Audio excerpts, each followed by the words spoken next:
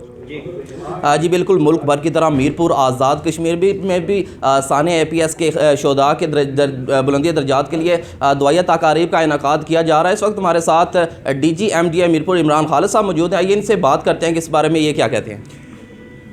جی، ایک بڑا المناک ثانیہ تھا۔ دہشت گردوں نے 16 دسمبر 2014 کو ہمارے ملک کے ان معصوم نہتے بچوں کو سینکڑوں کی تعداد میں شہید کیا۔ کچھ اساتذہ بھی اس المناک واقعے میں کام آ گئے اور انہوں نے اس ملک پاکستان کی خاطر اپنی جانوں کا نذرانہ پیش کرتے ہوئے جام شہادت نوش کیا۔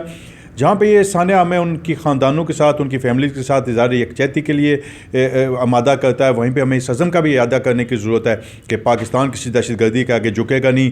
ہم پاک افواج کے شانہ بشانہ کھڑے ہیں۔ انشاءاللہ تعالیٰ پاکستان کی طرف جو بھی میلی آنکھ اٹھے گی، پاکستان کی عوام، پاکستان کے افواج اس کی سرکوبی کے لیے ہر دم تیار ہیں۔ ثانیہ پشاور کی طرح کی اور کئی جو اس طرح کے واقعات ہوئے، ہم ان سب کی مذمت کرتے ہوئے اس عزم کا اعادہ کرتے ہیں کہ پاکستان کی تعمیر و ترقی کی خاطر ہر قربانی، کسی بھی قربانی سے دریغ نہیں کیا جائے گا، اور انشاءاللہ تعالیٰ پاکستان کا نام تا دیر قیامت قائم رہے گا۔ جی بالکل، D G M D A Imran Khalid صاحب کا یہی کہنا ہے کہ ہم ثانیہ پشاور کے جو واقعہ ہے اس کی پرزور مذمت کرتے ہیں، اور ملک میں جو ہے جب تک دہشت گردی کے واقعات ہوتے رہیں گے، ہم جو ہے وہ ان کا مقابلہ کرتے رہیں گے۔ جی